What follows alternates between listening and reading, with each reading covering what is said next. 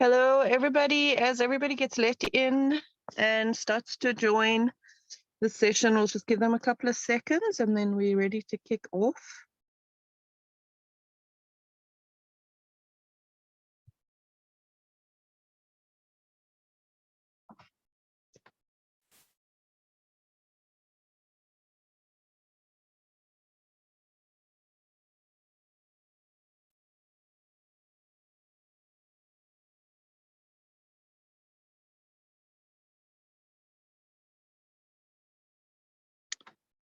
Perfect. I think we are 2 minutes past the hour, so we are going to start and people can just join us when they do get in.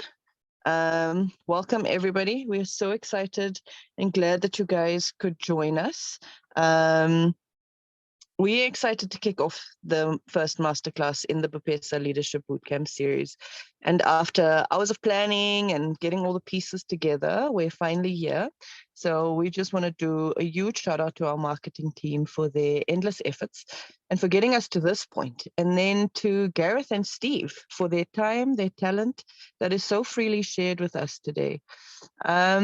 You can expect some really awesome takeaways from today's session. So number one is to understand the statement that to achieve true expertise in any skill is simply a matter of practicing, albeit in the correct way, for at least 10,000 hours. Number two is to understand why management jargon needs to be demystified. And I think that's one that we're all looking forward to. And number three is to understand the power of insight in any leadership journey, yours and that of the people that you inspire on your own journey. Our speakers today are Gareth and Steve. Gareth has 30 years of BPO experience in Germany, India, USA, and South Africa. He is set up and was the MD of Lufthansa Process Management in 1998 in Cape Town. He set up and was the MD of Teleperformance in 2008. He was the CEO of BPESA Western Cape and KPPO from 2011 to 2021, and this included a 2-year stint as BPESA National Interim CEO. He is the CMO for KPPO currently and is the founder of TULA since 2016 and still spends his time living out his passion, which is amazing. Thank you so much, Gareth.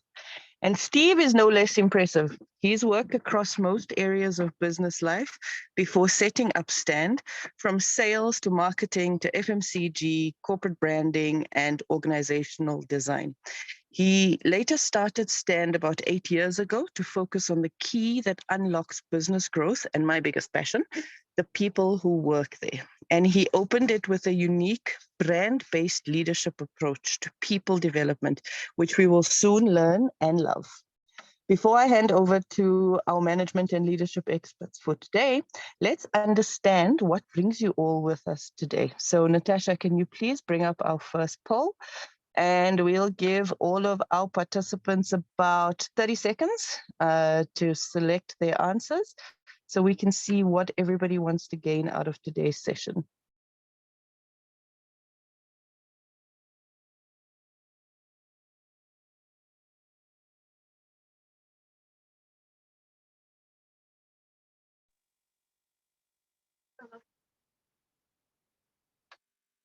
Okay, some answers coming in nicely.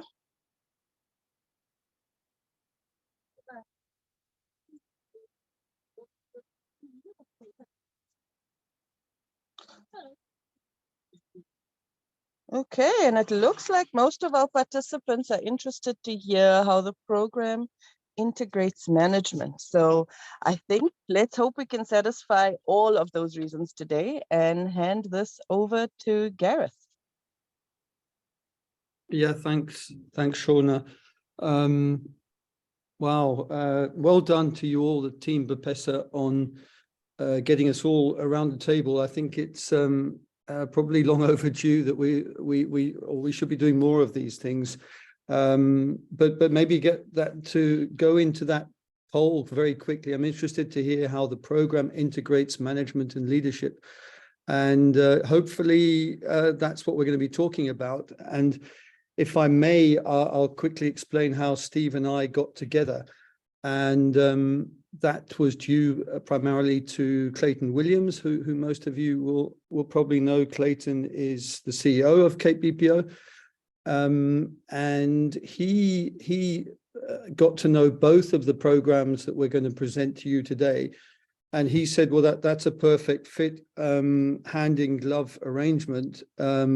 Gareth's TULA is missing a bit of the leadership side of things, and Steve doesn't go into that tactical, or as much into the tactical space that TULA does. So hopefully by the end of our session, you'll see how the two of us connect.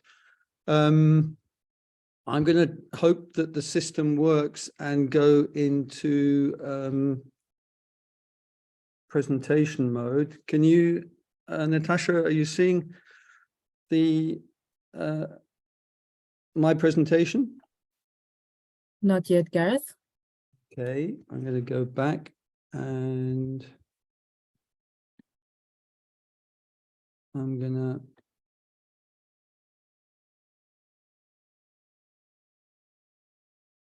Yes, we are now seeing your screen. Okay, my fault. Thank you. I'm just going to fiddle around here and move stuff away. Yeah, so I'm part one of the Mastering Management and Leadership session. And before I move on, I'll go back to when I first started in BPO in South Africa, or after I left Lufthansa, and I was with my first program with TP, and that was all about Hewlett Packard. We were doing customer service, around about 200 or 300 people for Hewlett Packard, and yeah, we had crisis after crisis. All the things that can go wrong in a BPO did go wrong, and I was summoned to Miami, where the CEO, I don't know if TP's on the call today, but that's where the CEO of Teleperformance resides, a Frenchman, and he started questioning me about my contribution margin. And I said, well, I'm sorry, I actually don't know what a contribution margin is. And he exploded and couldn't believe that somebody was running a site in Teleperformance territory didn't know what a contribution margin was. And I think that's when I first realized, you know, we've got to simplify the BPO world. Things like contribution margin should be clear to everyone, and not just to CEOs, MDs, site managers. And that's how my story began with leadership training.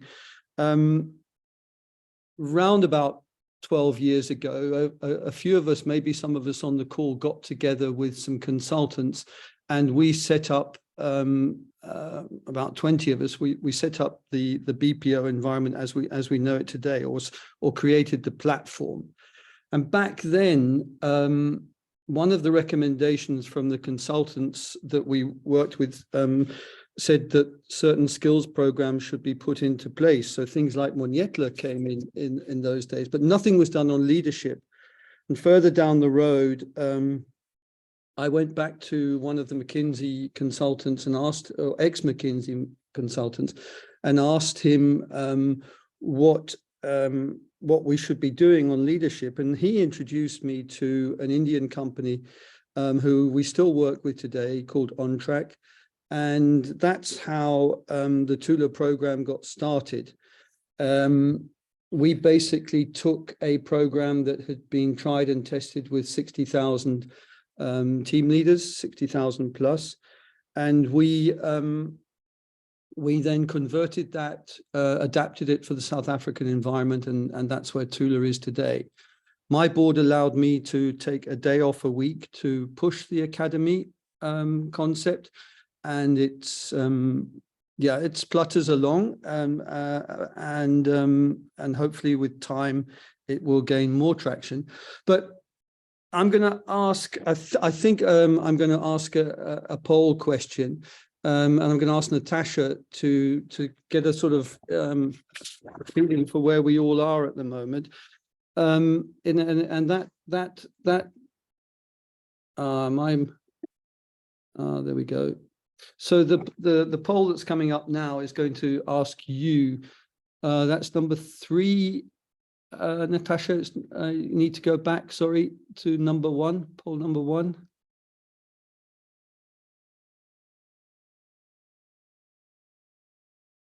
I'm not sure if I'm being heard.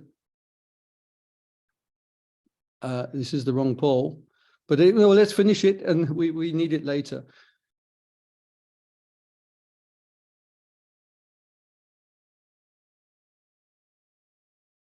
So, and just as in the background, so that means the 28 individuals who have answered this, 10 of them have more than 10 people working for them. Okay.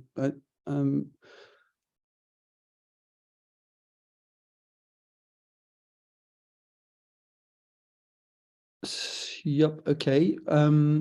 So Natasha, we still need to go back to poll number 1. We're going to keep that for reference later. But maybe I'll comment it while Natasha's finding that. So what I find amazing is from the world I came from, and this doesn't coincide or align with that, you've rarely find even a board, a CEO of a board has probably less than 10 people direct reports reporting into him. And to have more than 10, as the majority of you do, is more the exception than the rule. And I find it staggering that we expect our team leaders, our managers, to be able to look after.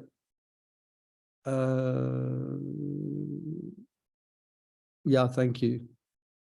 Thank you. That's the other one. I find it staggering that that they have up to 15 people that report into them. So this was actually the first poll that we wanted to go through, and it's asking you what the greatest challenge you see at the moment in BPO.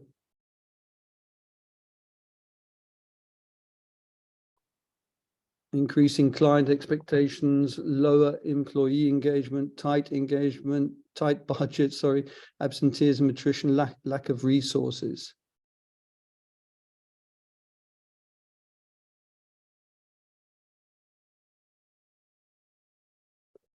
Natasha, does that go down a bit? There was another option.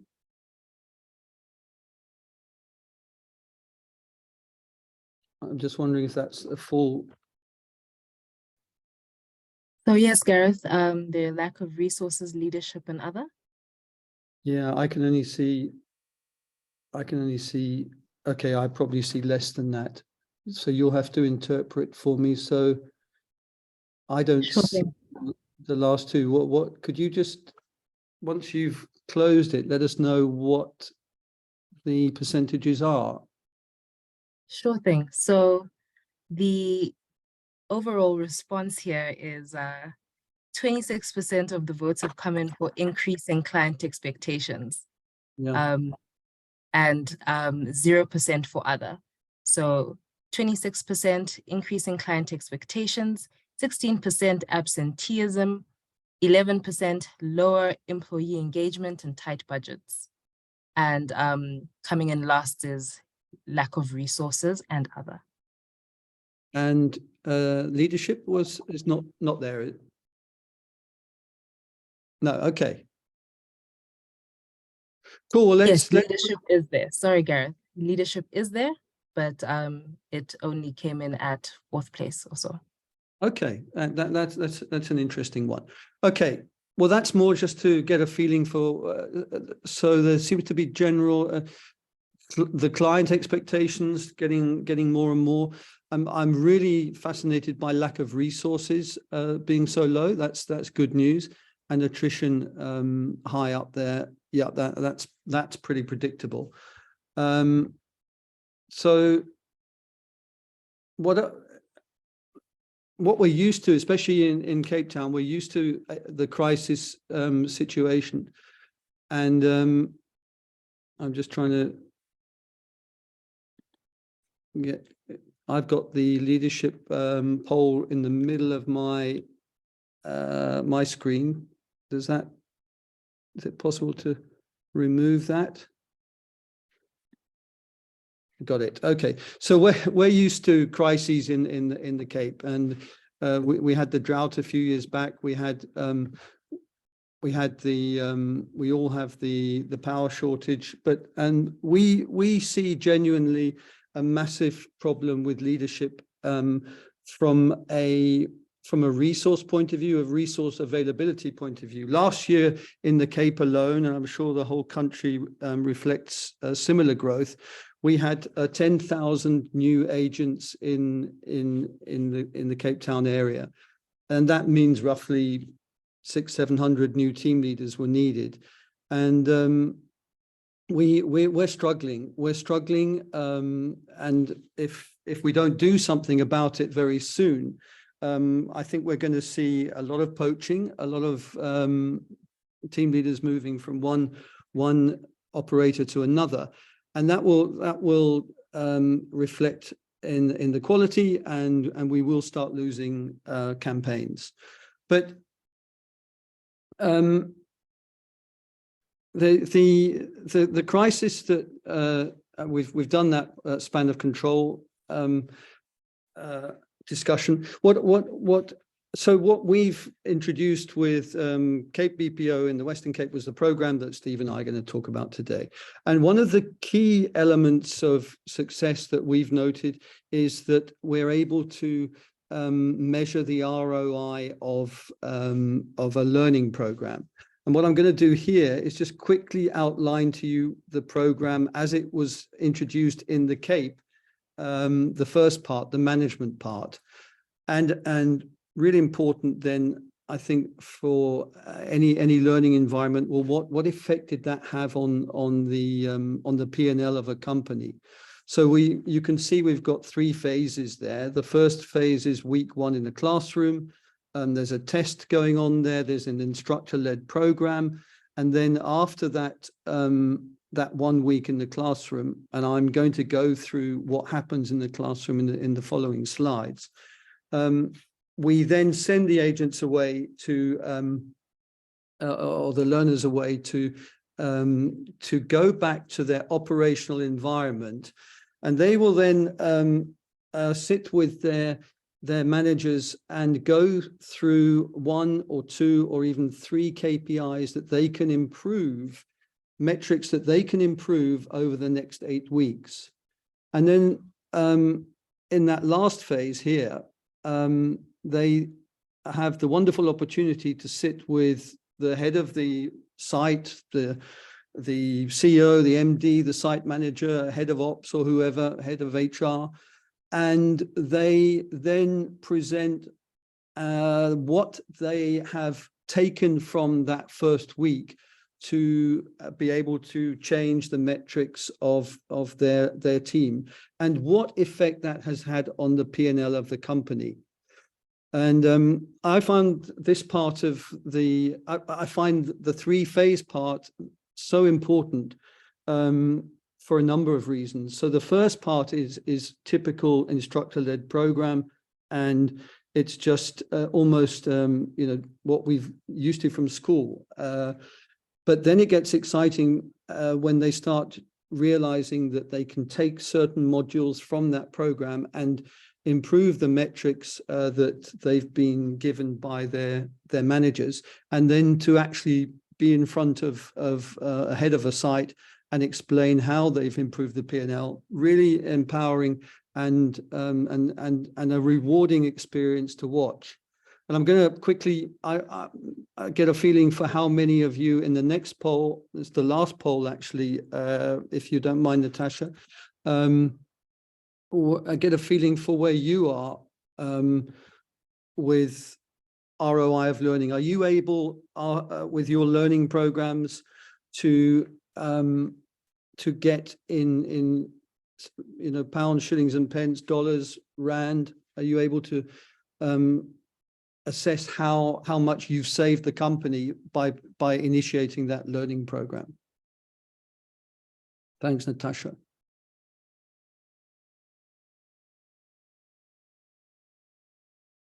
Yeah, looks like 50-50. I'd genuinely never seen it. I've been on so many courses, you know, from Excel macro courses to leadership courses, and it was very difficult to, or none of them, not one of them. Oh, that's really spot on, 50%. Okay, well done the 50 that have that in place, and maybe there are some ideas here that the other 50% can adopt going forward. But interesting that so many do have the ROI after a learning or a training session. Cool. Thank you very much. I'm going to try and get rid of that. So what we also are able to do, because we've covered a lot of the companies or most of the BPOs in the Western Cape and Durban, and what you see here is an example of various programs, learning programs that have been initiated. This is the pre-test, post-test, and what we're able to see after the learning is the improvement. And what companies find really exciting also, if you can imagine, batch 1 is a BPO, a global BPO. Batch 2 is a small domestic contact center, and you're able to see where you are without ever it's being anonymous, but you will see where your company is. If your company is batch 6 or what's the best there? Yeah, batch 5 or company 2, you're able to compare with your peers and get a feeling for the quality of your managers, your leaders in your environment as compared to the whole ecosystem, which is a popular part of the program. Right. So this is in that first week I referred to, a week in classroom training. And what we're not going to look at today, you'll be relieved to hear, are BPO basics, team leader, jobs, incentive management.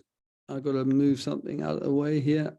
Motivational techniques, customer focus, profiling, training, interdepartmental interactions, and the bottom 4, people development, business continuity, hiring, and policies. But I'll try and go through very quickly through the other elements. But it's quite that you can see 24 modules there in 1 week.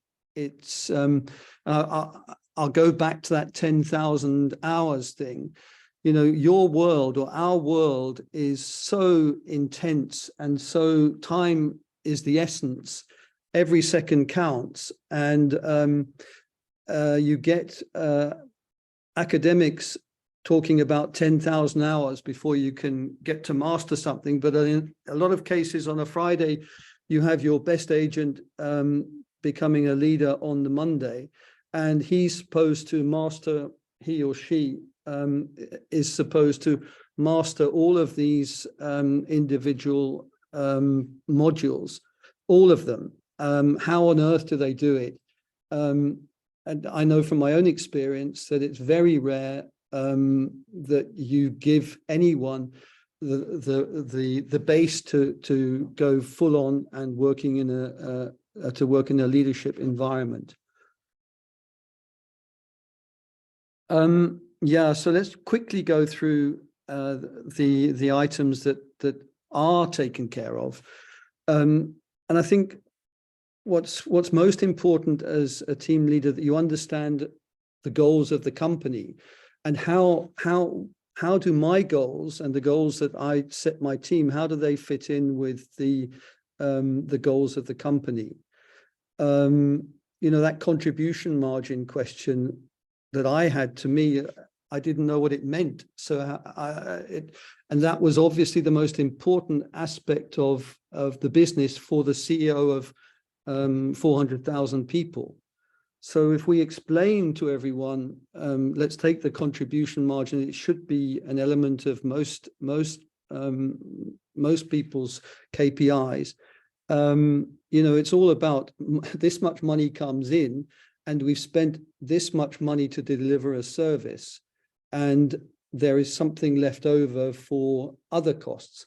And I won't go into the detail of the training program, but by the end of this session, a normal team leader will understand what motivates the CEO of an organization, of his or her organization. There are a number of tools out there for then analyzing that performance and making the team leader familiar with those tools. And again, demystifying, Shoana mentioned it right at the beginning, a lot of the work that needs to be done is first of all about demystifying. So there are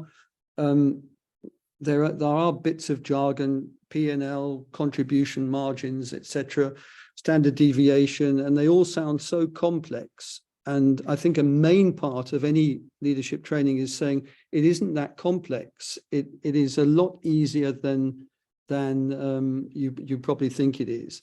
And after every session that we've had, we definitely get that confirmation. It's the demystification is a vital part, and that in turn gives confidence and motivation. Continuing on the performance side of things, performance management. So what techniques are there out there to help team leaders talk about the performance of their team on a controlled and professional platform? And it's enabling the team leaders to identify, to understand, track, and address the performance issues. And back to that 10,000 hours, this doesn't happen overnight. It needs to be done in practice on a continual basis. And I think that's one of the core messages for me is once you've decided on a process, a performance management process within your company, stick to it so that everyone, there's consistency within the organization between management and staff. And once it's in place, be rigorous and don't drop it. The appraisal part, I like. I haven't been looking at the quotes, but this one I like. Feedback is the breakfast of champions. I think we're all guilty. I'm certainly have been in the past of not taking the time on a regular basis to give that appraisal. And the more you do it, the easier it gets, the less emotional it gets. Constructive feedback is respected, but only if you do it on a consistently regular basis. I think both sides start feeling more comfortable. It's when it's not done regularly that too much emotion comes into play. Workforce management, I think in a lot of organizations, you assume that the workforce manager or the work of the workforce manager belongs solely to the workforce management team. And what we try and do in our training is give our people the chance to understand how those processes work and to then be even strong enough to question or at least go into a sparring partner relationship with the workforce management team so that they're not always presented with a solution that they never question. Getting that wrong from a workforce management team point of view can really destroy productivity, and trust disappears as well very quickly. I've forgotten how much we rated absenteeism at the beginning of the session, but the absenteeism alongside attrition really cuts into the contribution margin, cuts into the profit of an organization. So getting that under control and understanding that there are ways of measuring, tracking, and identifying unscheduled absenteeism, which will make the lives of the team leaders a lot easier. Attrition, I mentioned it just now. It's probably the scourge of our industry. in the Cape, it's going to get worse before it gets better because we're growing so fast here. I'm assuming the rest of the country has similar challenges, and getting that under control in this kind of environment is paramount for success and for the sustainability of BPO in South Africa.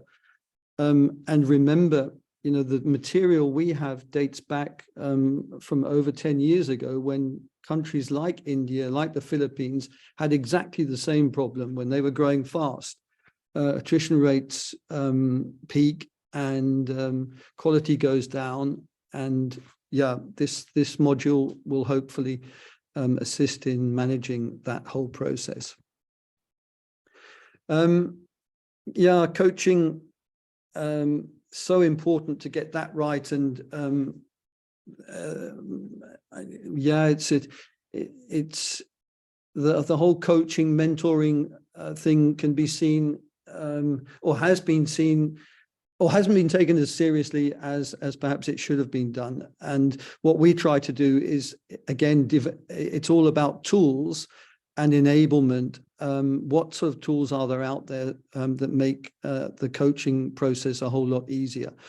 And I think there's a link to what Steve is going to talk about later. There's a lot of again, the 10,000 hours are required to do it properly. You need a lot of time, and which we don't have. So what we try to do in the interim period is give tips on how that coaching process can be slightly more simple than needing the 10,000 hours.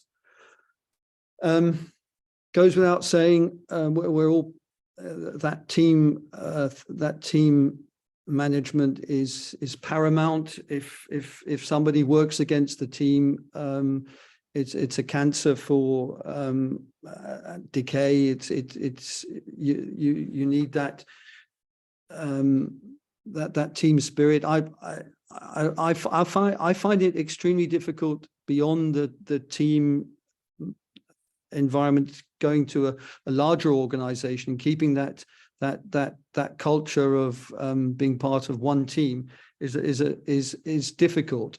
But we try here to help and give some tips on to manage that whole process. And I suppose it's a given that without proper team management, the whole process doesn't work. I think what shocked me most about the program that we adapted originally was this emphasis on the metrics, so and numbers. And you think traditionally of the greatest leader we all familiar with, and Nelson Mandela. You would. It wasn't about numbers. It was about emotion and charisma and something completely different to this metric-driven approach. It would be totally alien for a leader like him. But for us, we need to get our numbers in order, and they are critical for any sort of progress within the contact center environment, the BPO environment, more so than even in the captive environment. The metrics start with your client. You have KPIs, and I think this is one module that's so important, that people understand that, of course, their emotional capability, the soft factors come into play, but they've got to understand the relevance of all the metric-driven components. We're getting near the end, and I think this is the last chart from the list of modules, and it's really important that, and I think the main outcome of all the training is that whichever one of those modules have been used to improve the productivity of an organization and the efficiency of an organization, that people are then able to convert that into financial metrics. And I think getting back to the actual program, when you see a team leader in front of a CEO or a site manager, and you understand, or the CEO understands how that person has understood the very core of what the company is trying to do, it's immensely rewarding. So understanding the financial impact paramount for becoming a successful team leader. I think I'm done. I'm just going to I'm going to give you these. I mean, think of that poor agent on a Friday who becomes a team leader on a Monday, and what we expect from that person. He or she has got to master all of and more of what you see on this chart. What I'm going to do on the next chart is this is a true story. When I was going to show you this one around the 10,000 hours, there's a little video coming up, and I thought I would show you the video that I had to show once many years ago, when we were having an awful time back in the day, when my first campaign, and things were going horribly wrong. And I ended up showing this video.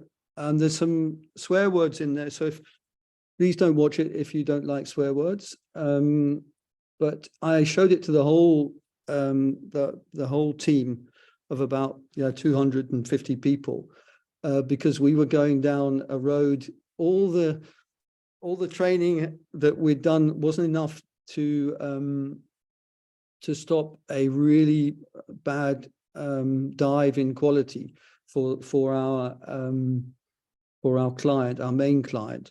And this was shown to them. And the reason I'm showing it is because what definitely hadn't happened then is that our team leaders, our management, hadn't been given the tools to cope with the situation that we were confronted with.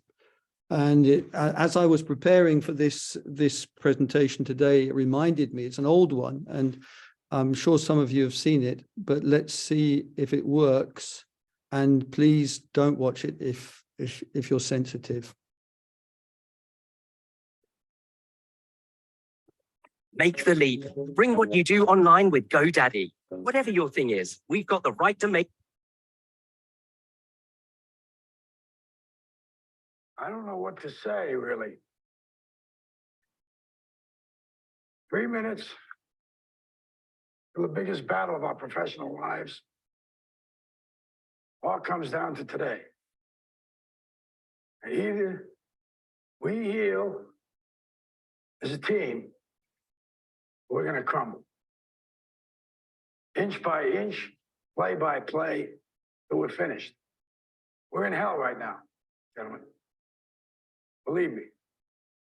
And we can stay here, get the shit kicked out of us, or we can fight our way back into the light. We can climb out of hell. 1 inch at a time. Now, I can't do it for you. I'm too old. I look around, I see these young faces, and I think, I mean, I made every wrong choice a middle-aged man can make. I pissed away all my money, believe it or not. I chased off anyone who's ever loved me. And lately, I can't even stand the face I see in the mirror. You know, when you get old in life, things get taken from you. I mean, that's part of life. But you only learn that when you start losing stuff. you find out life's this game of inches. So is football. Because in either game, life or football, the margin for error is so small. I mean, 1/2 a step too late or too early, and you don't quite make it. 1/2 second too slow, too fast, you don't quite catch it. The inches we need are everywhere around us. Hell yeah. They're in every break of the game, every minute, every second. On this team, we fight for that inch. On this team, we tear ourselves and everyone else around us to pieces for that inch. Claw with our fingernails for that inch. Because we know when we add up all those inches, that's gonna make the fucking difference between winning and losing.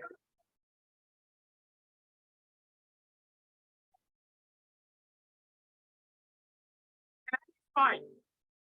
It's the guy who's willing to die who's gonna win that inch. And I know if I'm gonna have any life, it's because I'm still willing to fight and die for that inch. That's what living is. The 6 inches in front of your face.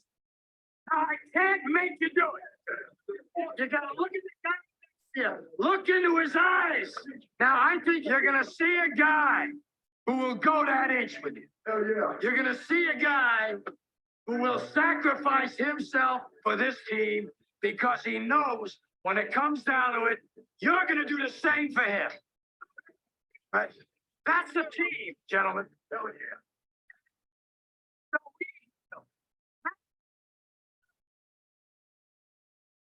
But we will die as individuals. That's football, guys. That's all it is. Now, what are you going to do?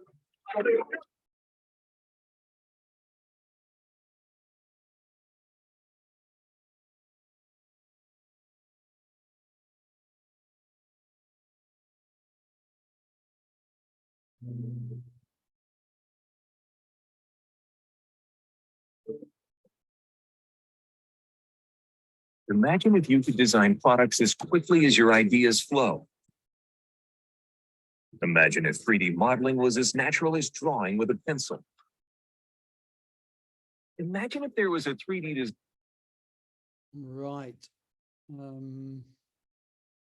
Yeah, I don't know how to get back to where we were, but I don't think it matters. Or can I? Yeah. Yeah, look, the main point there for me was obviously the aspect of team building, but also that in our world, every single little inch of success counts, and you don't realize how important that is until you've been doing it for some time. And what we're trying to do is give our future leaders the base to discover how they can best find those extra inches and yeah, win the game. And there are so many inches lying around, but they need help to identify and to capitalize on what's out there. So that's the reason. And the 10,000 hours one I've referred to a couple of times, and we can send that link to you if you want to watch it. But basically what Malcolm Gladwell maintained was that if you wanted to become a talent at anything, all you needed to do was invest 10,000 hours. And for me, that was when you see how fast our management, our leaders have to get to grips with the situation. We've got to give them every help we can and every assistance we can to make up for the hours they're not going to get. I think I'm more or less on time, Steve. I'm going to, if are any questions, come back to me or Shoana or the team, and I hope, Steve, you found a bridge there so that you can take over. Thank you all.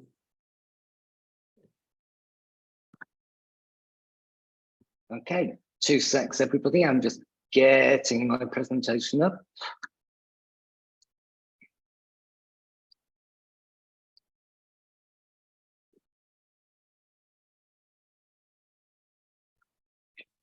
Okay, so Gareth talked a lot about management, what management does, the skills of management, and the need to spend time doing it to be able to be good at it.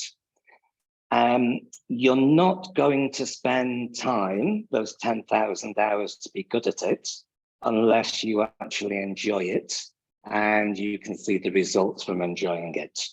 And that's where the other half of learning comes in. So to pick up on leadership, now, if this was a smaller group, I'm not going to do it to a group of 59. I would normally at this stage ask, what's the difference between learning and management? I just realized it's doing it the wrong way around. Excuse me, guys, you can see my slides coming up next. You can rehearse anything, but then you don't get it the right way.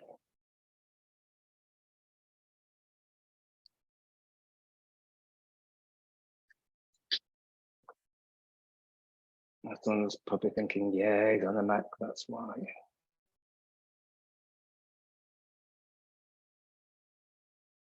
Right, I seem to be stuck.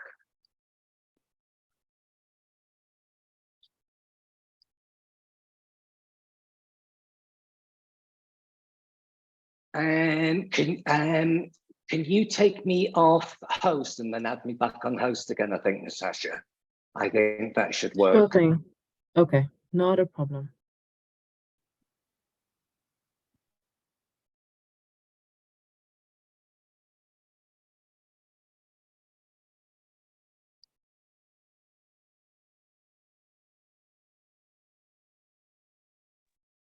So I've just removed your co-host permissions. What you can do now is stop sharing, and then I'll give you the permissions. Yeah, I think my screen's froze because it won't let me do any of the screen positions. So I suggest Gareth can take some questions while I log out and log back in again, if that's okay. Yep.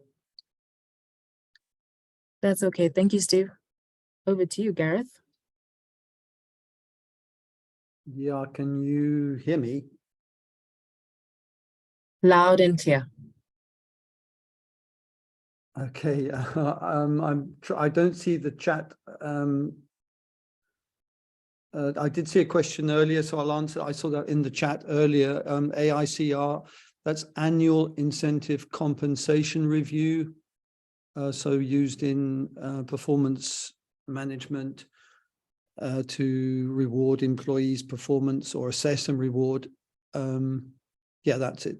Annual incentive compensation review. I don't have access to the chat now, but are there any other that you can see, Shoana, or has anyone got a question? So Gareth, I have access to the chat, and I just wanted to make sure that Isaac's question was answered, because he asked earlier concerning AICR. He said, please explain the AICR model. So if Isaac, you can confirm whether Gareth has answered your question, that would be super helpful. Otherwise, there aren't any questions in the chat other than Isaac's for now. Okay. Isaac says, thank you. So it seems like his question has been answered.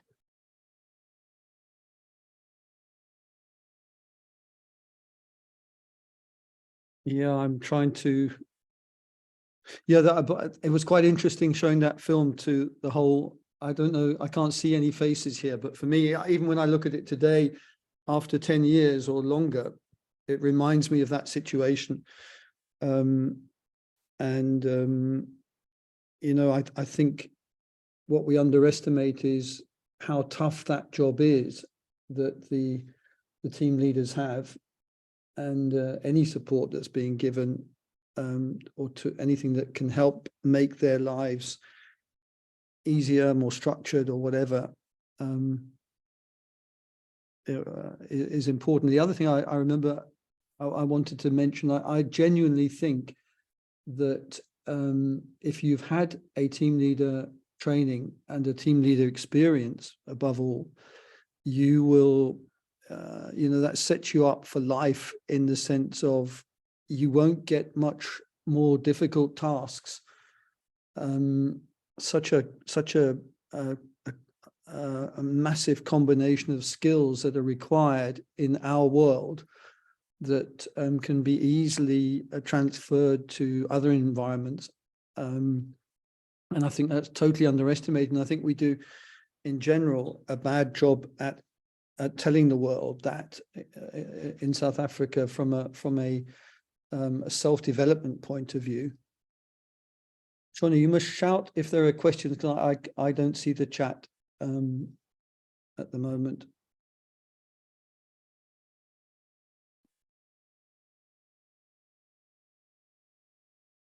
Okay, so there is another question in the chat section from Kirti. Apologies if I mispronounced your name, but Kirti says, how do we better the support mid-management provides to junior management, Gareth?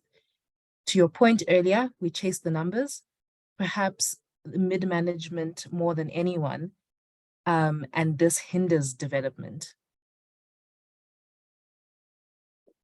In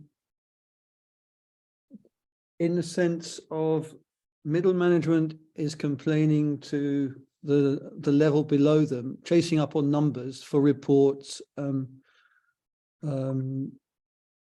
and whatever. I don't mean to put words into anyone's mouth, but what everyone ends up doing is chasing for numbers for reports. Is that the direction that the question is going in? It's difficult when I can't see the chat. I'm assuming it is. Hi, Sorry, Gareth. Gareth. There we go. Yeah, Go so ahead. it's Kirti. Just to clarify, I think the question I'm asking is from a mid-management perspective. I think due to the levels of pressure that come from senior management to meet targets and to push those numbers, somewhere in the midst of that, I think the support for junior management gets lost to a large extent, where they may be given the theoretical help and the guidance that they need, but on an ongoing basis, they're left with having to manage very junior agents, while simultaneously trying to coach, develop, and then also try to learn. So I think from my observation in the industry that I have for the past decade, I think what I've seen is that a lot of mid-management kind of pushes down for the numbers, but I don't see that level of support that junior management would require from them in order to get those numbers. Because really, I mean, it's always that last 10 or 20% that's difficult to achieve. Getting them to the 60% is not the problem, or the 70% is not the problem. It's pushing them a little bit further. So how can we better the management relationship from upward better, so to speak? Yeah.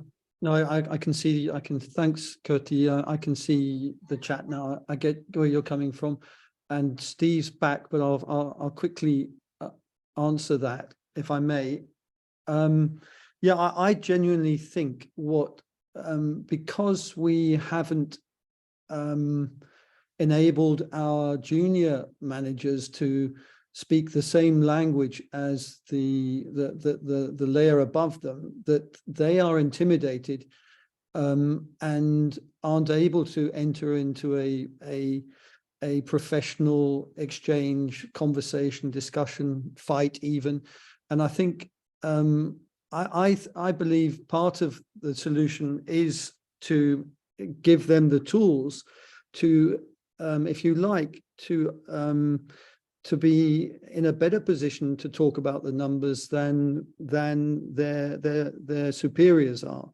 So the more they understand of, you know, getting back to that very first those first comments, the more they're able to relate or connect their work to the overall company's objectives, I think it sort of it's one way of shutting them up and showing them that they are their peers and not just subordinates.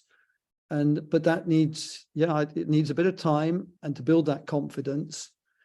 But I think I'm going to pass back to Steve, if that's okay. He's on a roll. Everything looks good there. I don't want to jinx it.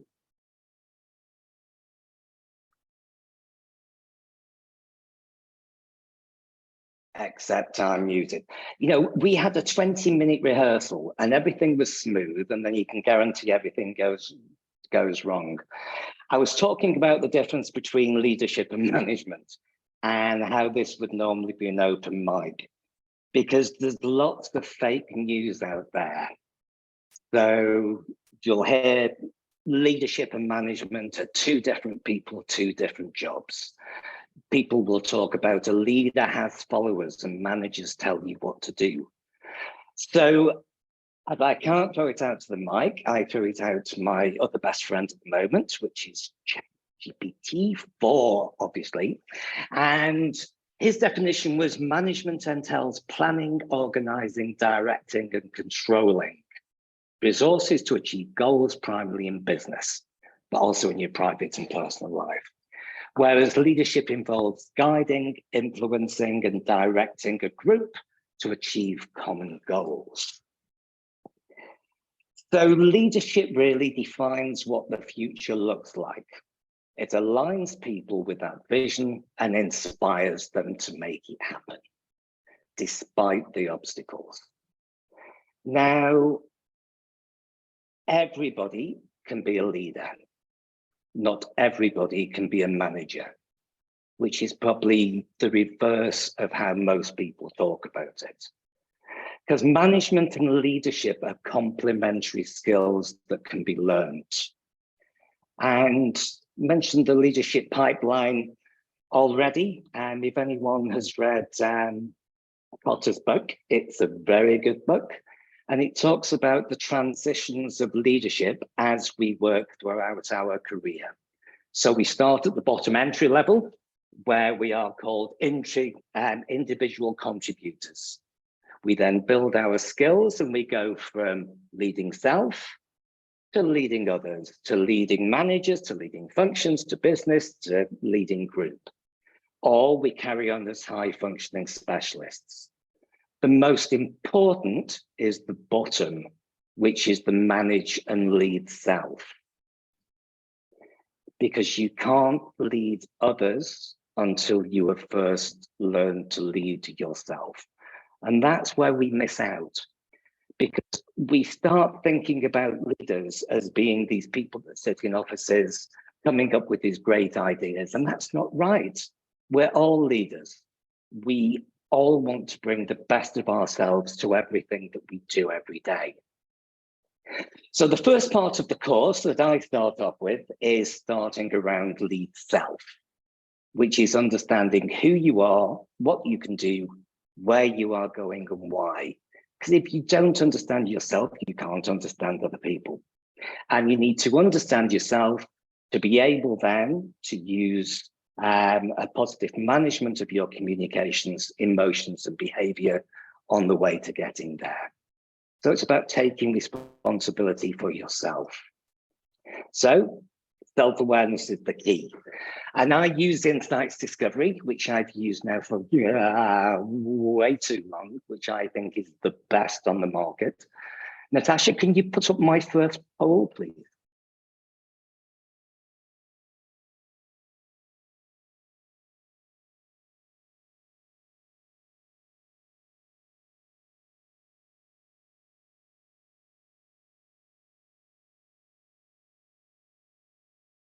Okay, is poll coming up? Yes, Steve, your poll is currently 17 seconds in and we're getting a few votes in. We're currently sitting at 26, 27 participants, 30. I will stop it cool. at 30 seconds and share the results with you. Okay, that's cool. I've just found it. It's moved. Okay, so the majority of you don't know that much about it. I'm not going to go into too much depth. I just want to show you the difference between Insights and a lot of others on the market, because it's unique. It actually defines you as a unique individual. This is one of the comments from Nadine, who I worked with last year. As a psychometrist, I've been exposed to many assessments and tools. Insights, however, blew my mind with its accuracy. Insights doesn't put you into a box. It is unique to you. It's not just a yes/no questionnaire. It builds in those shades of grey. So it's like every single friend or colleague has actually contributed and written it about you. It's a very, very accurate mirror to read. And it measures preference. It's not how good you are at doing something, it measures preference and how you like to appreciate the world. Okay, so what I'd like you to do, and please join in, otherwise I'll feel like an idiot. What I want you to do is, while you're sat on your seat, just fold your arms. Okay, probably the hardest thing you've had to do in the last half an hour. Have a look at the way your arms are folded. Which hand goes above the other, which arm goes the way that it isn't. Okay, that's your preference for folding your arms. Now try to do it the complete reverse. Okay, it's a case of working out where that went, how's it going to go, what's it doing. It's not particularly comfortable. Go back to the way that you would normally fold your arms. A lot easier. Okay, cheers. So Insights is all about preference. It's how we prefer to do things, how we prefer to interpret the world, how we prefer to think, to feel, and to do. And it's the magic of the Insights evaluator that comes up with our preferences. And it comes up with our preferences in terms of 4 colors. It's a simple 4-color language, so it's sticky. It's not like some complicated different language that you have to learn. So it's all about 4 colors. Okay, there are 4 cards on the screen now, all covered gray. I want you to read the statements on those cards and choose the one that best describes you. Now, they're all great positive statements, but which one do you identify the most? Which one is you? In a second, I'm going to change over the color. Okay, so you have your statement. Each of those statements relates to a color. So for example, red is finger constantly on the pulse. Blue, facts and figures. Yellow, making friends. Green, being sensitive. Okay, let's do another one. Makes time for people and their problems. Direct and quick thinking. Seeks and provides attention to detail. Boundless energy, capable of adapting to a number of roles simultaneously. Okay, which of those is your statement? Okay, let's have a look at the colors again. Makes time for people, green. Direct and quick thinking, red. Blue, seeks and provides attention to detail. Yellow, boundless energy. Okay, so you may have had the same color twice. You may have had different color statements. The last one. Give me details, be brief, be bright, be gone, involve me, and show me you care. So, do you want details? Do you want it quick and over and done with? Do you want to be involved? Do you want to join in? Or do you want people to show you that they care about you? Okay, blue is give me details. Red is be brief, be bright, be gone. Sunshine yellow is involve me, and green is show me that you care. So what we're doing here is we're using color to attach to different preferences, to different types of personalities, to different ways of working, to different ways of thinking. And we call these the insights, discovery, color energies. We use the word color because everybody understands color.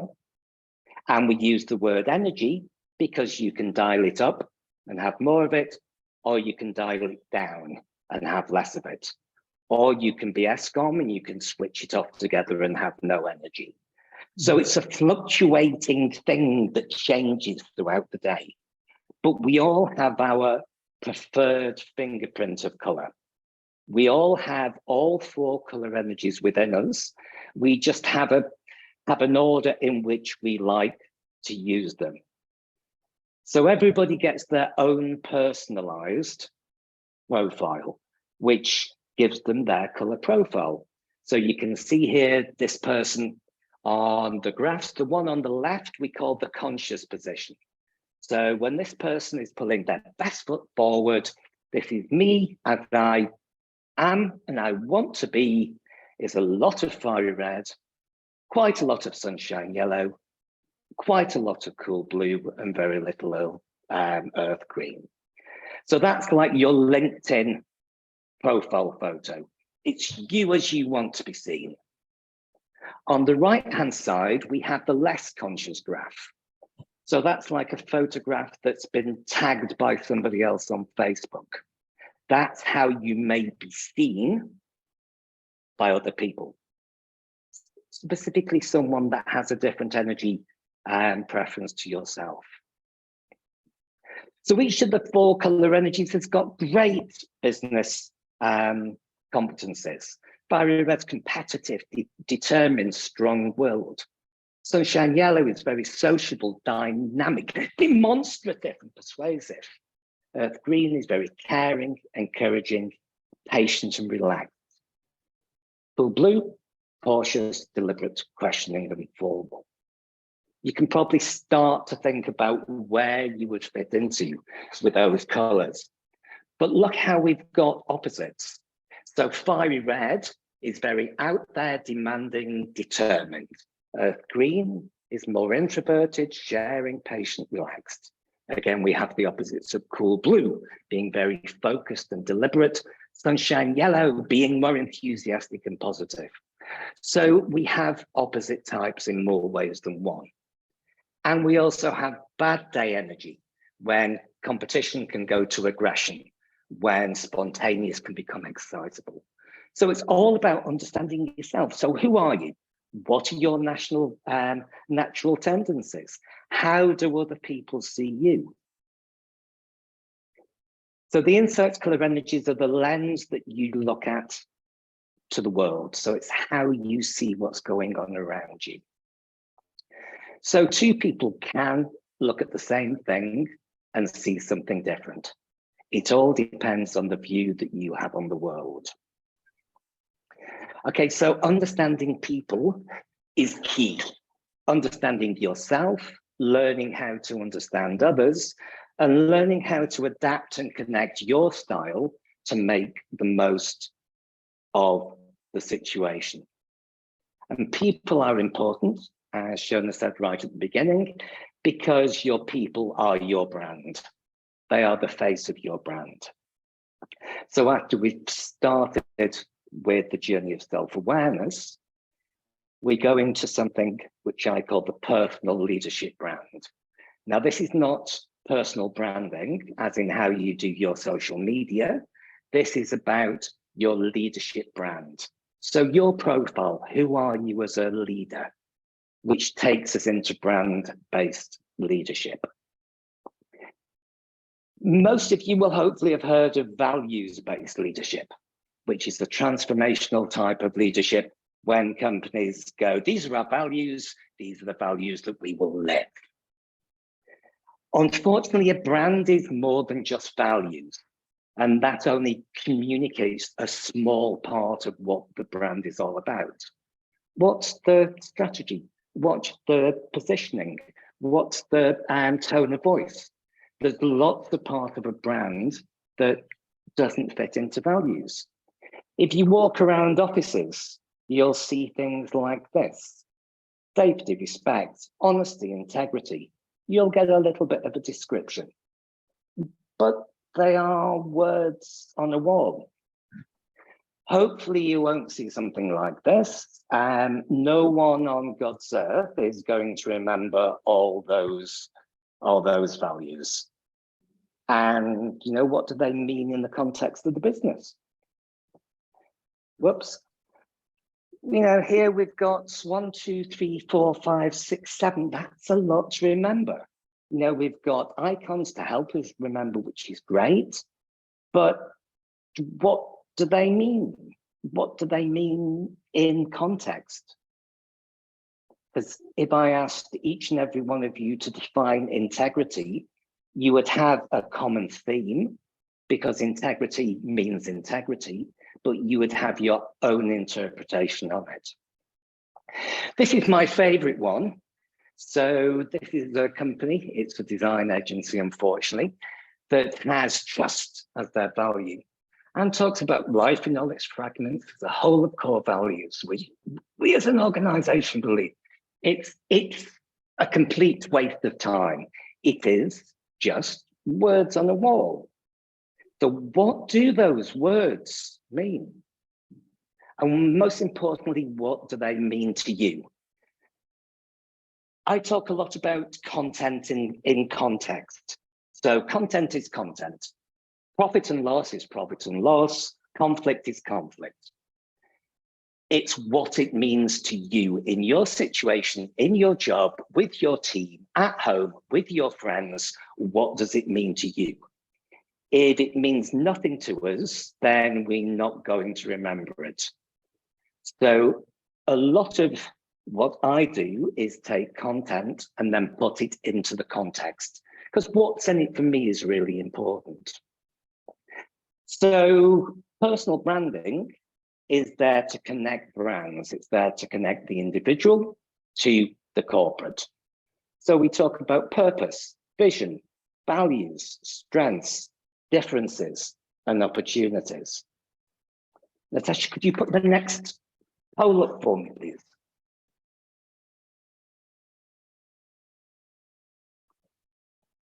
Okay, so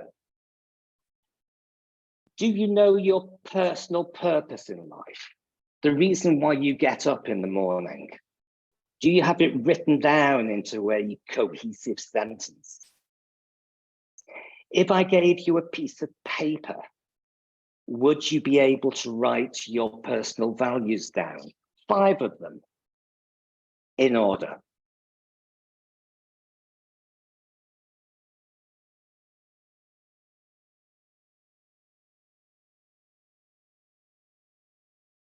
Okay, cool. So 50% of you have got your personal purpose statement, which is actually very good. And quite a lot of you have got your values written down as well, which is also good. And those are key. So connecting brands, and that has to be done in a fun way. At the beginning, you said, I think it's about 30% of you that accredited training was important to you. Both TULA and I do accredited training differently.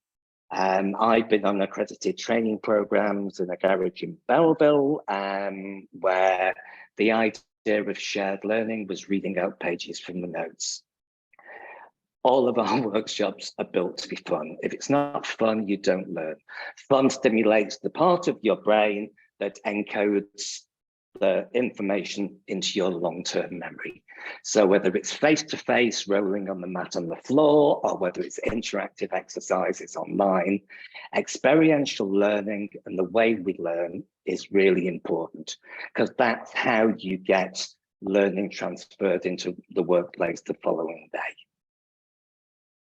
Another of my favorite quotes from my last session: I really enjoyed how we learned so much theory, but without going through the theory.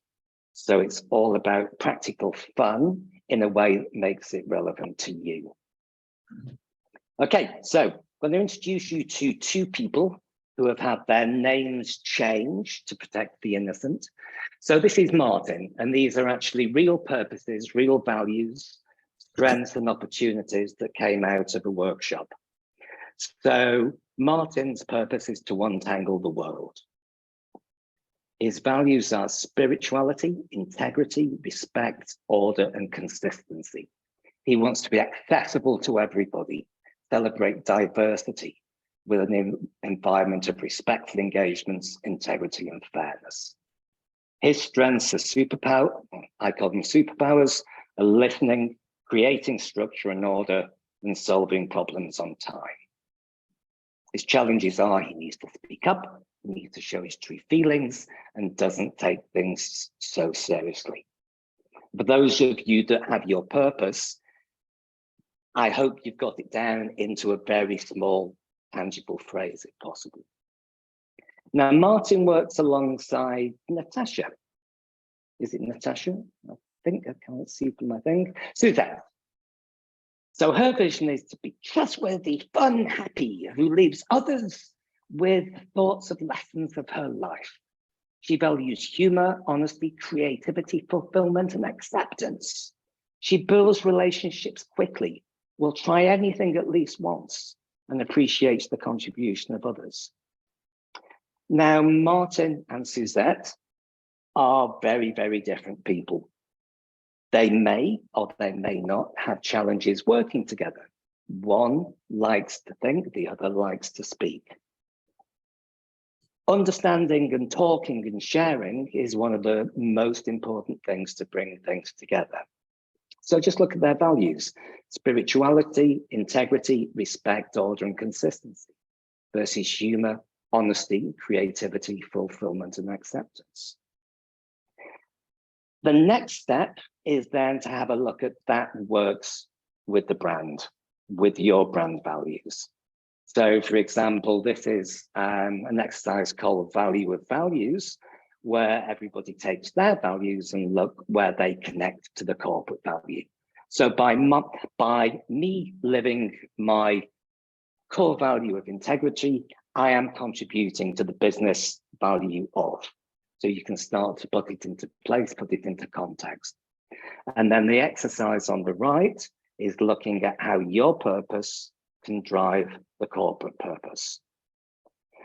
So the whole idea is to take from words into action, which we continue doing throughout the program.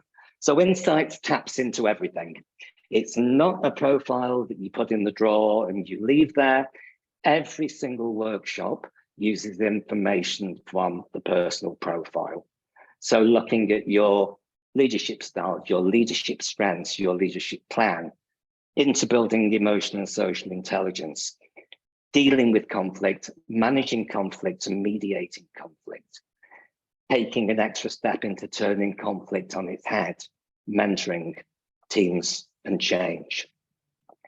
So it's understanding yourself, others, and putting that into perspective. Okay, and then finally, as someone who is passionate about learning and development, learning unlocks everything. So learning unlocks leadership. And please do think about leadership as everybody, not just your senior leaders. Learning unlocks belonging, culture, experience, development, community, process, growth, passion, commitment, integration, collaboration, excellent engagement, innovation, trust, and fun. Now, culture and brand experience were along some of your list as well. Learning, it's right, having a collective learning culture really does deliver. And the most important one of those is leadership, because leadership is the heart of everything. This is something that I call the people imperative, which again is based on a McKinsey model. I like McKinsey just like Gareth, which looks at brand, culture, and leadership being in the center of everything. And that's who we are, being clear about what we do, how we work together and why. That has to be key. Then around the outside, we've got how we operate, to be open and agile, teams that make fast decisions and treat people as the scarcer capital. How we grow, how we stay ahead, how we outlearn from other people, reap value from data, and create an ecosystem that drives value creation. So a team leader manages, coordinates, and reports, but they have to lead. They have to bring people together. They have to empower. They have to coach. And we have to train them to be able to do that and train them early.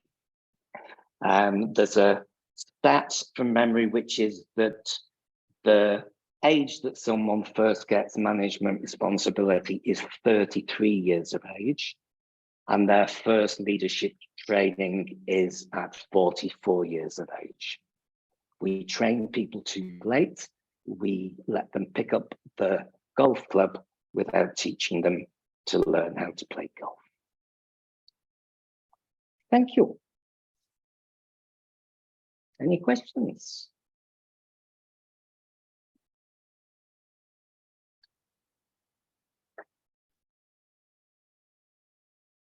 Thank you so much, Steve. It doesn't seem like there are any questions so far. And I think it is time for us to wrap our current session up.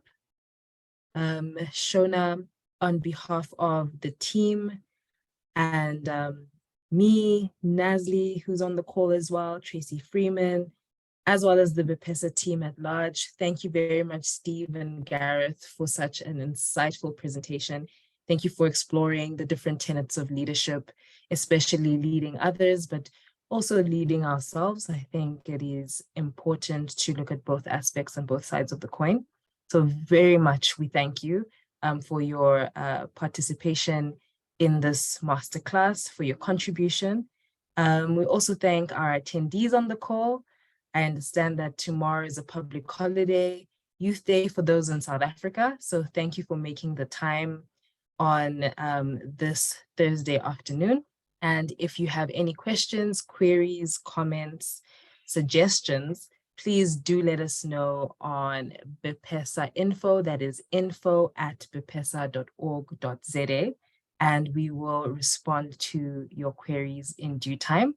And yes, Stephen, thank you. I see your comment asking for the recording. We will send a recording to everybody who's been on the session today, and you will be most welcome to respond to us, like I said earlier, with any questions, queries, comments, suggestions. Otherwise, thank you once again to Gareth and Steve for your contribution today. We very much appreciate it. And a happy long weekend, everybody. Happy Youth Day. Thank you. Have a great day, guys. Bye. Thank you, Enjoy. Steve. Thank you.